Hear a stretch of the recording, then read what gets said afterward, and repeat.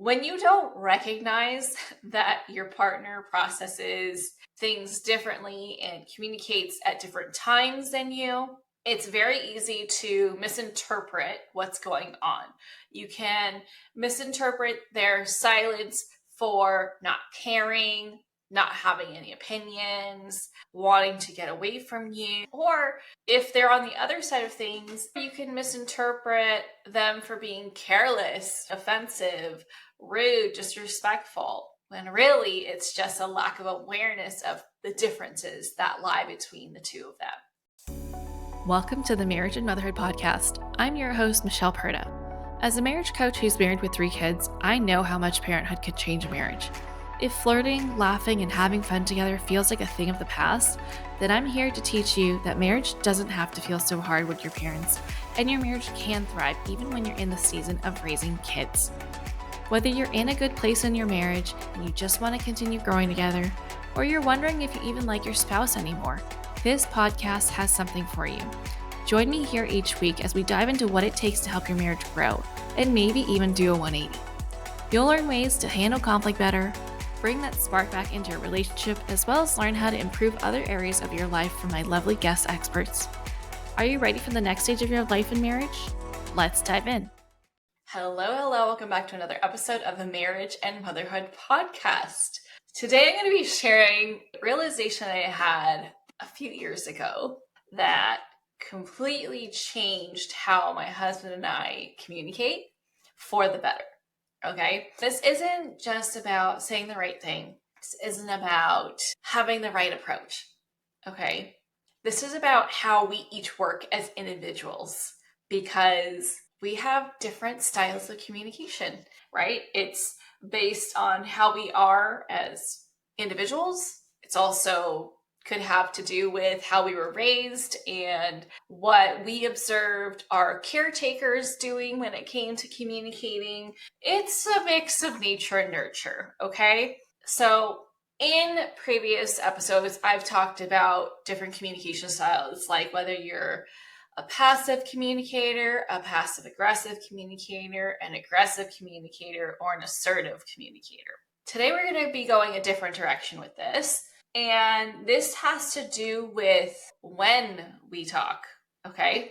I don't mean timing. I mean how we process things when we communicate, okay? So we're going to be diving into the 2 different communication processing styles that can clash if you guys are opposites, like my husband and I are, until you realize the differences and start to learn how to accept how you're each different and how to navigate those differences so that you can communicate more effectively with each other, okay? When you don't recognize that your partner processes things differently and communicates at different times than you, it's very easy to misinterpret what's going on. You can misinterpret their silence for not caring, not having any opinions, wanting to get away from you. There's so many different assumptions that you can make. Or if they're on the other side of things, or you can misinterpret them for being careless, for being insulting, offensive, rude, disrespectful. And here's the thing, most couples aren't taught these 2 ways of processing, and so they take offense to the differences between them and their partner and assume that there's something wrong with how they talk to each other, when really it's just a lack of awareness of the differences that lie between the 2 of them. Okay, so understanding these styles is what can create deeper partnership, more awareness, more understanding, more empathy, more patience. And so today we're going to be talking about the difference between those who think before talking and those who talk to think, and why these differences can cause tension and challenges in the marriage, how this shows up in conflict, how this shows up in daily life, how to advocate your communication needs while honoring your partners, and also how to adjust your expectations and have better conversations that are productive and support the partnership. Okay, now before we get into this conversation, let's first define what I mean by think before talking and talk to think. Okay, so there's two buckets, right? So the people who think before talking, these people need time to process their thoughts, process their emotions internally before sharing them out loud. Okay, so if you're not in this group, you can very easily be like, why are they so quiet? Are they avoiding the problem? I don't get it. Why aren't they ready to talk to me? I just want to sort this out. Okay. These are things that I've thought because I am not in this camp. But the people who think before talking, they need time to gain clarity around, what do I even think about this whole thing? What do I feel about this whole thing? What am I wanting? Okay. So they are very tactful with what they want to share. And if you force them to share before they're ready, things won't go very well. Okay. That's where you'll get reactiveness. That's where you'll get conflict that escalates because they feel pushed to share something before they're ready, before they're even sure of what it is that they're wanting out of this whole situation. Okay. And the other bucket is talk to think. Okay. This is me. These are people who process their thoughts and their feelings through conversation by thinking out loud. Okay. So they figure out what they really think and what they feel by having a conversation with someone. And so silence can feel stifling or disconnected. And so these are the people who need to kind of like talk things through with other people to get clarity, right? And so, as you can imagine, when these two kinds of people get together, it can clash, but it doesn't mean that it has to continue clashing, because once you understand the differences and you're like, oh my gosh, that's why, you can start to work with each other and give each other more grace and understand when not to take offense and take things personally, because it's just them being them. Okay. So common triggers and misinterpretations for think before talkers are to feel overwhelmed and pressured when asked to respond right away, right? That's when their partner's like, why aren't you talking? What do you think? What do you feel? What's going on with you? And it's like, it feels like you're being badgered and it doesn't feel good. This can lead to shutting down. This can lead to getting quiet because they're overwhelmed, right? They're trying to figure things out in their head while they have someone on the outside trying to get in their head, but they're like, I don't know. Like, I'm not sure yet. I need time, right? And this style can be perceived as someone who's avoidant, someone who's emotionally unavailable, someone who's not interested in talking it out, right? It seems like they're unaffected, that they can keep going on with life without talking about it. But really, it's that they need to have space and time to figure themselves out before talking about it. But oftentimes, if they are with someone of the other type, the talk to think type, they can be rushed into communicating before they were going to come back and talk about it. So they're not given the chance to come and talk about it on their own. So it can kind of look like they never want to talk about things. It's because they're not given the space and time to initiate the conversation on their own. Okay. Now, for talk to thinkers, common misinterpretations and triggers include feeling dismissed if their partner doesn't engage immediately, feeling like they don't care, feeling like they care more than the other person because they're ready to talk about it and they want to resolve things. This type can tend to dominate conversations unintentionally while they're processing. Okay, it's kind of like verbal diarrhea, and it can be perceived as impulsive, as not listening, as someone that is more reactive or changes their mind. They're kind of flip-flopping, and it's because they're exploring how they feel and what they think about the situation through the conversation. Okay, so the first group, the think before talkers, tend to be very intentional about what they say and how they're sharing it. Whereas the talk to thinkers aren't intentional because they're still trying to figure it out.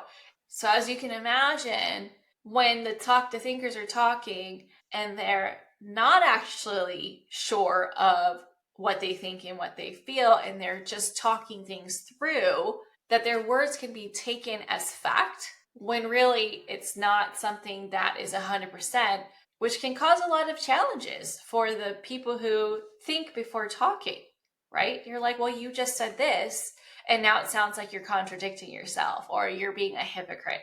When really that's not what's going on at all. The talk to thinkers are really thinking out loud.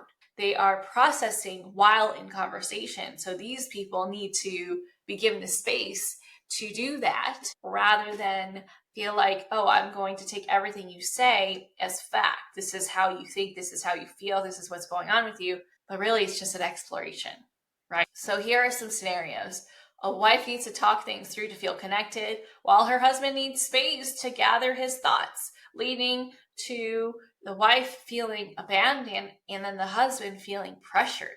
That's a situation I've been in many before learning there are two different ways of processing. Or during conflict, one person feels like they're doing all the talking while the other checks out, but really both are processing differently, okay? It's easy to be like, my way is the right way because this is all I have ever known, and find fault in any differences that people have with us. But really, partnership is about learning our differences, learning our similarities, and finding a way to still work together, to accept each other for how we are and work with these differences. Okay, so how do we work with these differences? If you're a think to talker, then you need to let your partner know that you're not ignoring them. You just need time, okay? You need time to consider everything, consider how you feel. And you can do this by offering a time frame. Like, hey, I just need 20 minutes to think this through. I'll come back to talk when I'm ready. This lets your partner in on your process instead of walking away and acting like nothing happened or going into a different room, appearing like you're pissed off. Communicating this shows that you're also doing the work. It's just not obvious. You can't see it because it's happening internally. And this shares with your partner that you are finding your way back to them. You just need some space and some time before you can come back, but you will come back, okay? If you're a talk to thinker, you've got to let your partner know that you need to process verbally and to not take what you say as fact. And you just need someone to listen as you sort things out loud. Okay. So you can invite them and say, hey, can I talk about something with you? You don't have to fix anything. I just need you to listen. Or I'm still kind of sorting through how I feel. Can I just have you listen without giving any feedback or asking any questions while I figure myself out? Or you can even say, hey, like, I know I'm upset right now and I'm just trying to figure out what I'm needing. So I might say the wrong thing, but right now I just could really use someone who will listen and not react. And I will come to a point where I will know how I feel about this and what I'm wanting out of this. And then we can decide together on how we want to move forward. But for now, is it okay if I just process verbally right now? Okay, this asks for consent because they need to have the capacity to take on what you're about to unload. And this also gives them some warning to be like, okay, they might say some half-baked things. They might speak out of anger.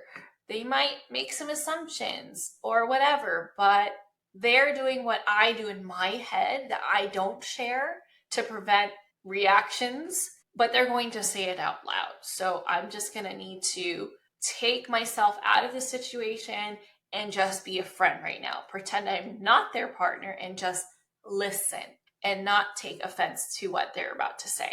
Okay? For both types, it's important to use shared language around your style so that things aren't taken personally. And develop a strategy where you pause and come back to each other for bigger topics that are a little more difficult to navigate because they're emotionally charged. And learn how to validate each other's needs without rushing or withdrawing, right? This is about supporting each other's way of doing things. At the end of the day, you're going to end up having a conversation that will help you grow stronger and resolve the issue. And your approach might be different, and that's okay. The more you understand what's going on, the more you won't take things personally and just accept that this is just how it is, right? So like my husband is a think before talking kind of guy. And before I'd be like, what the heck? I want to talk about this right now because I'm a talk to think kind of person. Like I want to be better already. I want to get back to us. I don't want to have any issues. I don't like this tension. I want to feel secure in our relationship. So let's talk this out. But for him, he's like, well, I don't want to say something that I'm going to regret. I don't want to share how I feel because I haven't even fully sorted that out for myself. And I don't even know what I want out of this conversation. So like, I need to feel prepared before I have this conversation. So he feels more secure once he takes time to process what's going on for him so that he can feel like, okay, this is the best approach given how I feel and what I want. So now I feel prepared and I'm going to have a conversation. Whereas for me, I'm like, no, I'm ready to talk this out right now. I want to feel better about us. So like, help me figure this out by being my sounding board, by letting me talk this out and see how you feel. Okay. So if you're feeling like you or your partner identifies as too quiet, or maybe the other person is too much, and your conversations often end up with you feeling misunderstood or frustrated, or you wish your partner would just say something, or on the other side, just give you space. This is important to learn about yourselves, okay? Are you a think before talking kind of person, or are you a talk to think kind of person? And share that with each other. This is 100% something that all couples need to do and help. And it will help you guys have better conversations because it will prevent those assumptions that you're making inside your head that are affecting how you interact with your partner, how willing you are to talk to them, how willing you are to work things through. Because when we have these negative assumptions about our partner and we kind of identify them as one way, like either being too reactive or too loose with what they say, unintentional, or not talking at all, not caring, that's going to influence how we communicate with them, how we approach them, how we approach our issues. And awareness is always going to be a good thing in your relationship, right? You being more aware of your style, you being more aware of your partner's style, and talking it through and being able to navigate that together. Okay. Now, this is just one way to improve how you communicate. Okay. If you are also needing help with knowing how to even sort things out for yourself, knowing this has helped my marriage so much because now I know that one way or the other isn't better or worse.